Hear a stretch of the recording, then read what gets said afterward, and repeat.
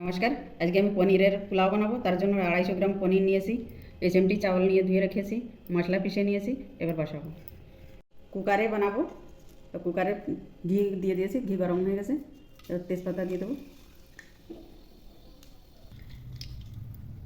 খাড়া গরম মশলা, জিরা দিয়ে দেবো। এবার পেঁয়াজ কুচি দিয়ে দেবো, দিয়ে দেবো।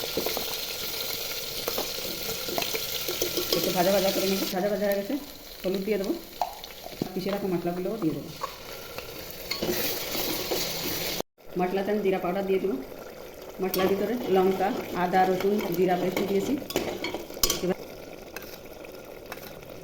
4 চামচ দই দিলাম, আর লবণ দেবো, স্বাদ অনুসারে লবণ দিয়ে দেবো।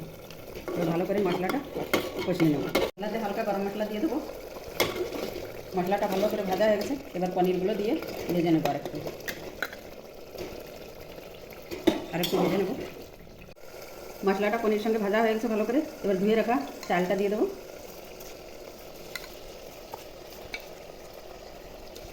চালটা এর সঙ্গে ভালো করে ভেজে নেবো। মশলার সঙ্গে ভালো করে ভাজা হয়ে গেছে। এবার জল দিয়ে দেবো। 1 পোয়া চাল নিয়েছিলাম, তার ডবল জল দিলাম। বন্ধ করে 2 সিটি দিয়ে দেবো।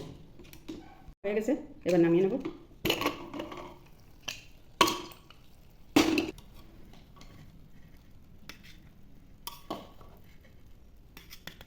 পনির পোলাও বানানো হয়ে গেছে। আমার ভিডিওটা যদি ভালো লেগে থাকে লাইক করবেন, শেয়ার করবেন, সাবস্ক্রাইব করবেন। নমস্কার।